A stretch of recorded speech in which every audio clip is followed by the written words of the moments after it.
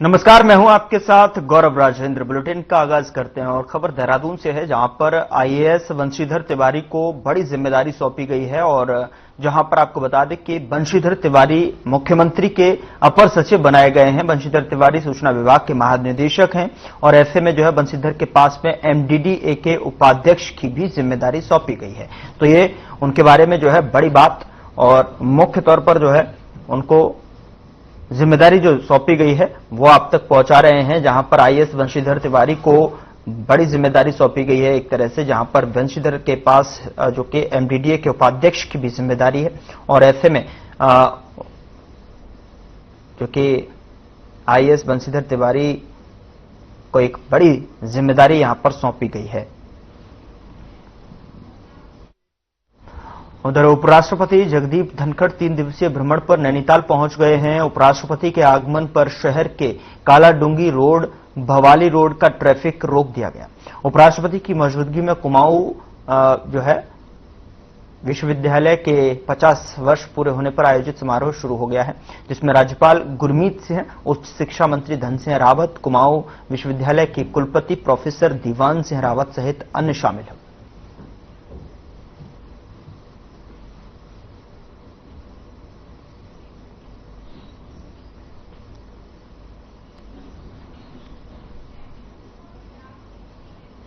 उधर मुख्यमंत्री पुष्कर सिंह धामी की अध्यक्षता में मंत्रिमंडल की बैठक हुई, जहां पर मंत्रिमंडल की बैठक के दौरान कुल 4 प्रस्तावों पर सहमति बनी है। कैबिनेट ने महत्वपूर्ण फैसले में शिक्षा विभाग के प्रस्ताव को मंजूरी दे दी है। दरअसल नैनीताल हाईकोर्ट ने 7 मार्च को शिक्षकों की भर्ती का आदेश दिया था, जिसके बाद शासन ने 20 मार्च को 135 विशेष शिक्षा शिक्षकों को जो है पदों का सृजन किया था। ऐसे में विशेष शिक्षा शिक्षकों के सृजित 135 पदों पर भर्ती के लिए उत्तराखंड विशेष शिक्षक सेवा नियमावली 2025 में संशोधन किया गया, जिसके बाद मंत्रिमंडल की बैठक में उत्तराखंड विशेष शिक्षक सेवा नियमावली 2025 को प्रख्यापित करने को लेकर जो है मंजूरी दे दी है।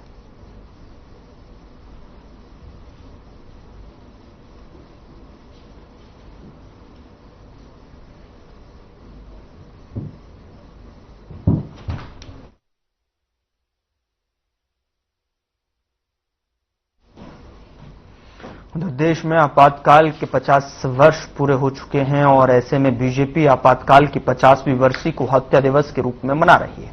साथ ही आपको बता दें कि भाजपा ने अलग अलग राज्यों में जिले और बूथ स्तर तक कार्यक्रम आयोजित किए गए, जिसका मकसद लोकतंत्र के इस काले अध्याय की जानकारी देना है। बीजेपी प्रदेश प्रवक्ता विपिन कैथोला ने कहा कि 50 वर्ष जो है पूर्व कांग्रेस की तत्कालीन प्रधानमंत्री इंदिरा गांधी ने देश में आपातकाल लगाया था और विपक्ष के नेताओं को जेल में डालने का काम किया। जिस तरह से कांग्रेस ने किया वही आज संविधान बचाओ की बात करती है।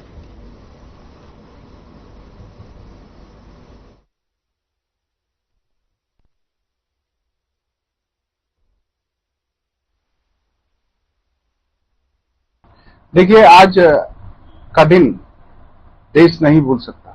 आज का दिन देश के नागरिक नहीं भूल सकते, क्योंकि आज के दिन 50 वर्ष पूर्व कांग्रेस की नेता और तत्कालीन प्रधानमंत्री इंदिरा गांधी ने जिस प्रकार से देश में आपातकाल लगाया था, चौथे स्तंभ से लेकर के विपक्ष के नेताओं का गला घोटने का काम, उनको जेल में ठूसने का काम जिस प्रकार के कांग्रेस की सरकार ने किया, वो कांग्रेस आज संविधान बचाओ की बात करती है। कांग्रेस को आज का दिन याद करना चाहिए। आज पूरे देश भर में भारतीय जनता पार्टी तमाम जगहों पर गोष्ठियां करके कार्यक्रम करके ये नई जो पीढ़ी है उसको बताना चाहती है कि इस देश के अंदर किस प्रकार से एक तानाशाही सरकार रही है। आज प्रदेश के अंदर भी जो हमारे तमाम जिले हैं, संगठन के जिले हैं, उन सभी जिलों में कार्यक्रम हो रहे हैं। वहां पर जो आपातकाल के लोग जिन्होंने आपातकाल में जेल गए हैं, जिनको प्रताड़ित किया गया उस दौरान, उन सबको सम्मानित करने का काम भारतीय जनता पार्टी कर रही है।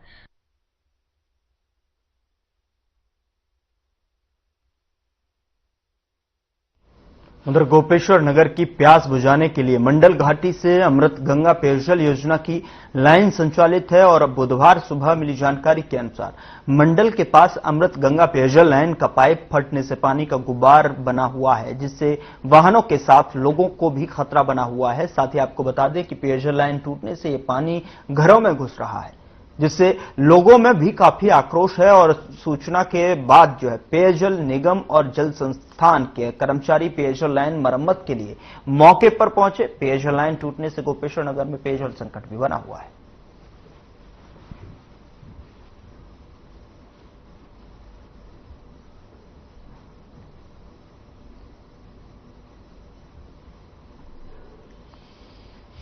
उधर प्रशासन की लापरवाही से हल्द्वानी में बड़ा हादसा हुआ, जिसमें किच्छा निवासी 4 लोगों की जो है आपको बता दें कि मौत हो गई। साथ ही आपको बता दें कि 3 लोग गंभीर रूप से घायल हैं। हम आपको बता दें कि सुबह फायर ब्रिगेड के पीछे किच्छा में रहने वाले एक परिवार अपने बच्चों के डिलीवरी कराकर सकुशल वापस किच्छा जा रहा था कि अनियंत्रित होकर गाड़ी पास में बह रही नहर में जा गिरी। इसमें लगभग 7 लोग सवार थे। बताया जा रहा है कि इन 7 लोगों में से 4 लोगों की मौत हो गई।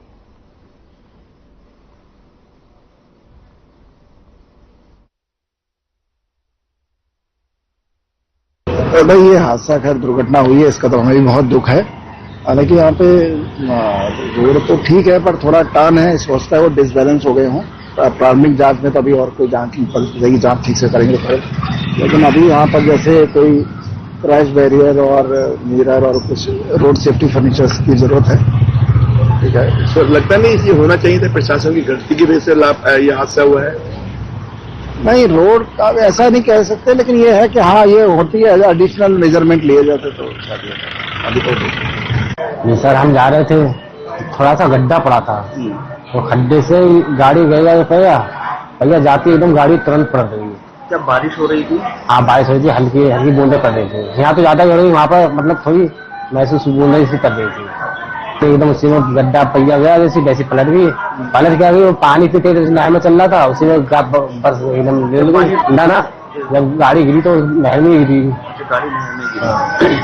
तो उसमें तो बड़ी ज्वार त्वार करके हम कोई निकल ना पाया, तो सीटें सब दब गई, पानी भर गया उसमें। हम लोग पैर मार के शीशा तोड़ कर हम निकले, तो उसमें मिल गए आधे, तो वैसे करीब 100-200 मीटर नीचे पड़ गए। सवार थे गाड़ी के अंदर? 7 लोग थे। या सुबह से ही नगर निगम की टीम जितने भी हमारे शहर के बड़े नाले हैं, रक्सिया, कलसिया, देवखड़ी, सभी की मॉनिटरिंग कर रही है। और जितने भी नाले हैं उनमें सभी जगह अभी कहीं से ओवरफ्लो पानी की समस्या नहीं आई है, क्योंकि सफाई हो चुकी थी, चैनलाइजेशन हो गया था, तो उसमें से पानी ठीक मात्रा में निकल रहा है। प्रेमपुर लोशानी की तरफ भी अभी हमने अपनी टीम के साथ विजिट किया था। यूएसडीए का वहाँ जो काम चल रहा है वो थोड़ा सा ही काम बचा है अभी, उस पानी को भी वो थोड़ा सा डाइवर्ट कर रहे हैं, तो सिचुएशन अभी सभी जगह से सामान्य है।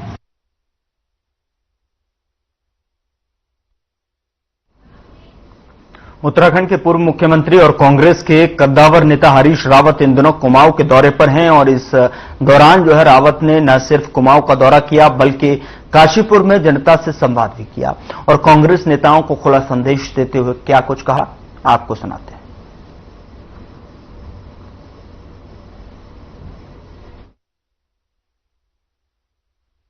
मुझे पूरे उत्तराखंड नापते हुए देखा होगा और जगह जगह मैं कांग्रेस के लोगों का आह्वान करके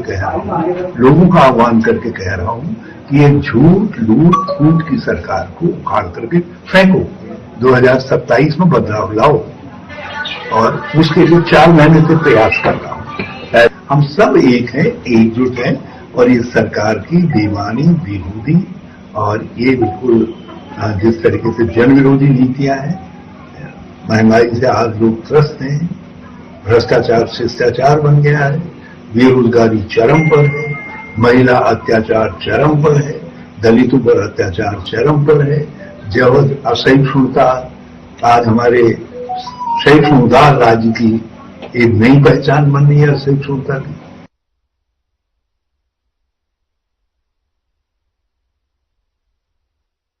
उधर श्रीनगर गढ़वाल में धरोहर संवाद 2025 के दूसरे दिन लोक संस्कृति कार्यक्रम का आयोजन किया गया और कार्यक्रम के दौरान मुख्यवाहक ढोल दमों की जो संचार परक प्रस्तुतियां पेश की गई और आपको बता दें कि इस अवसर पर मुख्य अतिथि के तौर पर दिनेश सेमवाल भी शामिल हुए और इन्होंने इस अवसर पर ई धरोहर की लॉन्चिंग की।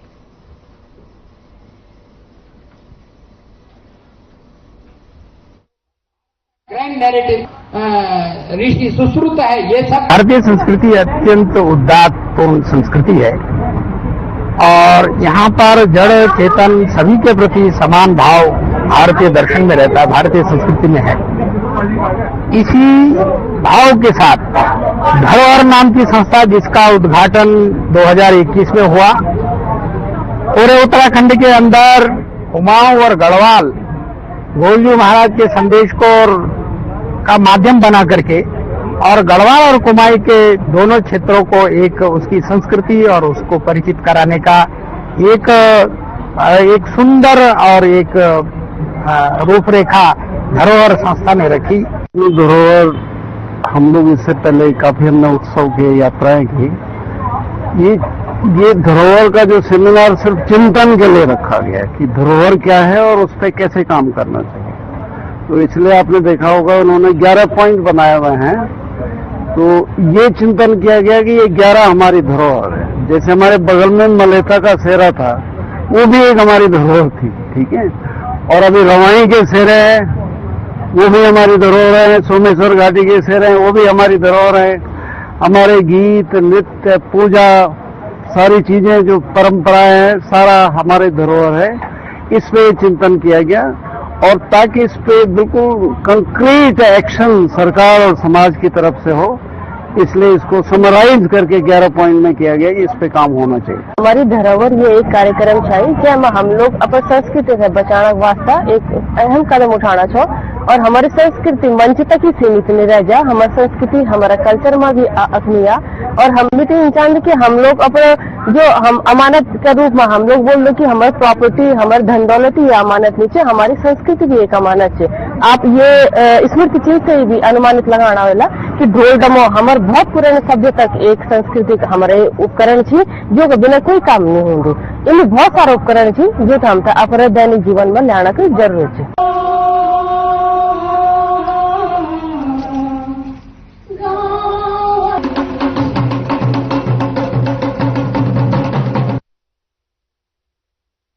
उत्तर प्रदेश के वाराणसी में केंद्रीय गृह मंत्री अमित शाह की अध्यक्षता में मध्य क्षेत्रीय परिषद में 25वीं बैठक का आयोजन किया गया और इस बैठक में मुख्यमंत्री पुष्कर सिंह धामी भी शामिल हुए। इस दौरान सीएम धामी ने सीमावर्ती क्षेत्रों में सड़क संचार और सुरक्षा व्यवस्था को पुख्ता बनाने के लिए बीआरओ के जरिए ज्यादा से ज्यादा सहयोग का आग्रह किया है और इसके अलावा सीएम धामी ने वाइब्रेंट विलेज योजना के तहत सीमांत गांवों में सुविधाओं के विकास और भारत नेट और सैटेलाइट संचार सेवाओं के जल्द विस्तार पर अपने विचार रखे।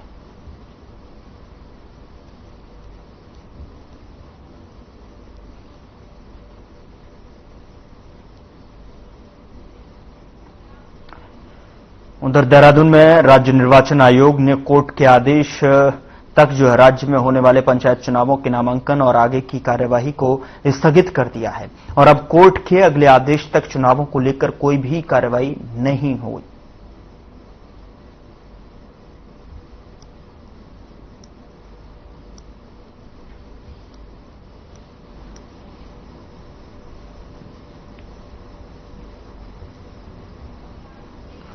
उधर उत्तराखंड के सीएम पुष्कर सिंह धामी प्रदेश से लगातार हो रहे पलायन पर रोक लगाने में लगे हुए हैं। आपको बता दें कि पलायन को रोकने और लोगों को सशक्त बनाने की दिशा में सीएम धामी लगातार कदम उठा रहे हैं, जिसके तहत उन्होंने गांव को गोद लेने की दिशा निर्देश दिए हैं। तो वहीं सीएम धामी की पहल पर विदेश में रहने वाले प्रवासियों के लिए चलाए जा रहे गांवों को गोद लेने में रुचि दिखाते हुए कई प्रवासियों ने अपने गांव चिन्हित कर लिए हैं। वहीं बीजेपी प्रदेश प्रवक्ता कमलेश रमन ने कहा कि पीएम मोदी का भी सपना था कि भारत का गांव आदर्श गांव बने।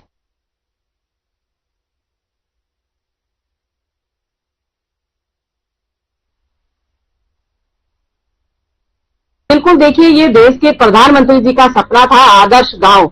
देश के अंदर जो जो अभी हमारे गांव है, जहां तक अभी तक हमारी योजनाओं की किरण नहीं पहुंची है, वहां तक उन किरण को पहुंचाने के लिए तमाम हमारे चाहे सांसद हो, विधायक हो, मुख्यमंत्री हो, सभी एक एक या दो दो गांव गोद ले रहे हैं और उनको एक आदर्श गांव बनाने का काम कर रहे हैं, जिसमें हम रोजगार से लेकर के तमाम स्वयं सहायता समूहों के जरिए वहां पर रोजगार पहुंचाने का काम कर रहे हैं। रोड, बिजली, पानी, तमाम वो सुविधाएं लोगों तक पहुंचे, ये हमारा ध्येय है। और क्योंकि उत्तराखंड में माननीय पुष्कर सिंह धामी जी ने जिस तरीके से एक गांव को सुंदर और सुदूर बनाने का काम किया है, जो एक ही कलर में बहुत ही अपनी सुंदरता बिखेर रहा है, और उसके साथ वहां गांव तक लोगों को रोजगार देने का काम किया, वहां के लोगों को जो होम स्टे के जरिए उनको रोजगार देने की बात कही गई।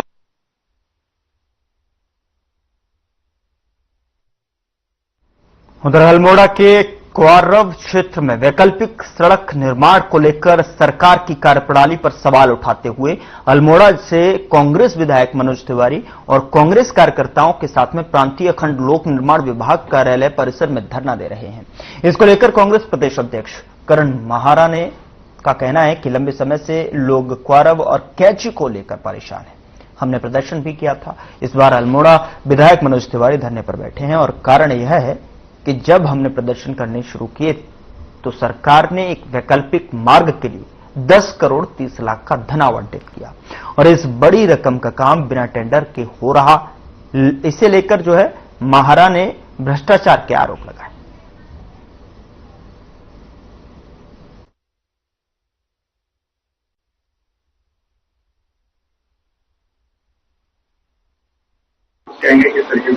देखिए, अल्मोड़ा क्वारव के मामले को लेकर हम लोगों ने एक प्रदर्शन अल्मोड़ा में किया था और लंबे समय से वहां के लोग परेशान हैं, चिंतित हैं क्वारव और कैची को लेकर। अब कल भाई मनोज तिवारी जो हमारे विधायक है अल्मोड़ा के बारामंडल के, वो धरने पर बैठे हैं। कारण ये है कि जब हम लोगों ने धरने प्रदर्शन करने शुरू किए तो सरकार ने एक वैकल्पिक मार्ग के लिए क्वारव में धन आवंटित किया 10 करोड़ 30 लाख रुपए। और मजे की बात है कि 10 करोड़ 30 लाख जैसी बड़ी रकम का काम बिना टेंडर के हो रहा है इस प्रदेश में। तो विधायक जी ने विरोध किया और जानकर आश्चर्य करेंगे आप सारे मेरे प्रबुद्ध जन कि खाली 10 करोड़ 30 लाख का काम बिना टेंडर के ही नहीं हो रहा, बल्कि उसी रोड में पीएमजीएसवाई भी काम कर रही है, उसी रोड में राज्य के का जो है प्रदेश का जो हमारा विभाग वो भी काम कर रहा है। ये कैसे अंधेरी लोग हो रही है? मतलब उसी 2 किलोमीटर में स्टेट सेक्टर से भी काम हो रहा है, उसी 2 किलोमीटर में जो है प्रधानमंत्री सड़क योजना का भी काम हो रहा है।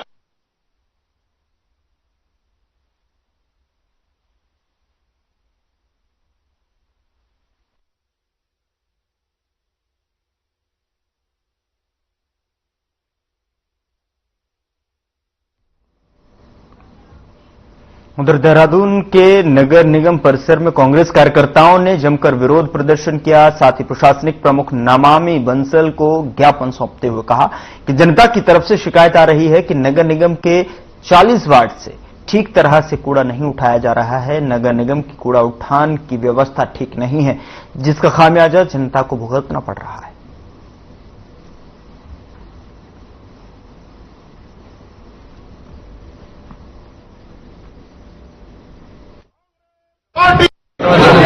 लगातार मुझे वार्डों से जो है कॉल आ रही थी 10-15 दिन से कि हमारे यहाँ कूड़ा उठान नहीं हो रहा है। और उसी को मद्देनजर रखते जब मैंने जो 40 वार्ड नगर निगम में जो जुड़े हैं, जिनकी अनदेखी जो अपेक्षाएं जो है नगर निगम द्वारा की जा रही है, तो उसके संदर्भ में जब लोगों से संपर्क हुआ, जब बात करी, जो पूर्व पार्षद जो प्रत्याशी रहे हैं और चाहे वो नगर निगम के अंदर जो सिटी के अंदर उनसे बात की, तो उन्होंने भी यही अपना बताया कि हमारे यहाँ भी लगभग 2 दिन 4 दिन छोड़कर जो कूड़ा उठाया जा रहा है। आज गर्मी का समय होते हुए भी क्योंकि कूड़ा एक दिन से ज्यादा नहीं रखा जा सकता, और उस व्यवस्था के जिस तरह नगर निगम ये दावा कर रहा है कि हमारी जो सफाई जो व्यवस्था है वो सुचारू रूप से हो रही है, जो घर से कूड़ा उठान का जो काम है वो सुचारू रूप से चल रहा है, जबकि धरातल पे देखने को बिल्कुल भी नहीं मिला।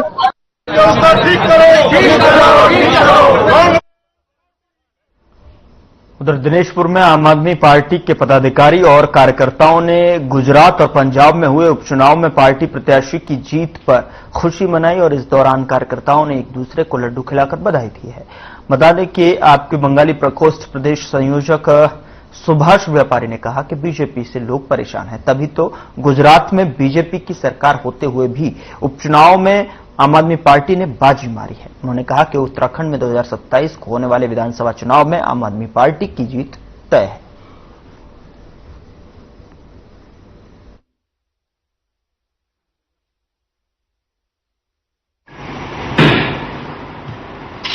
आम आदमी पार्टी दिल्ली चुनाव हारने के बाद सब लोग कह रहे थे कि आम आदमी पार्टी विलुप्त हो रही है। आम आदमी पार्टी विलुप्त नहीं हुई, आम आदमी पार्टी और मजबूती के साथ चुनाव में आ रही है और इसका प्रदर्शन अभी ये 2 बाई इलेक्शन में देखने को मिला है। आने वाले समय में उत्तराखंड में आम आदमी पार्टी 70 के 70 विधानसभाओं पे बहुत मजबूती के साथ इस बार चुनाव लड़ेगी और हमें उम्मीद है, हमें आशा है कि उत्तराखंड में भाजपा और कांग्रेस की भ्रष्ट शासन से लोग त्रस्त हैं, जहां पर किसी प्रकार का कोई सुविधाएं, जन सुविधाएं लोगों को मिल नहीं रहा है। लोग परेशान हैं, लोग दुखी हैं, बेरोजगार दुखी है, बेरोजगारों के लिए रोजगार नहीं है, महंगाई है, महंगी बिजली है और लॉ एंड ऑर्डर खत्म है, भ्रष्टाचार चरम पे है, ब्यूरोक्रेट्स भ्रष्टाचार कर रहे हैं। खुशी का पल है।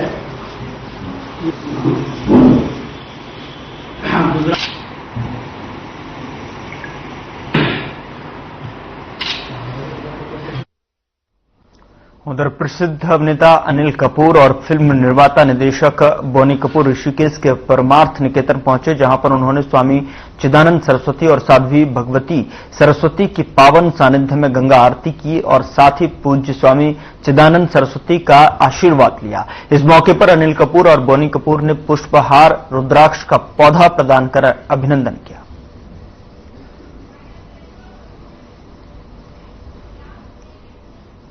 फिलहाल बुलेटिन में इतना ही। नमस्कार।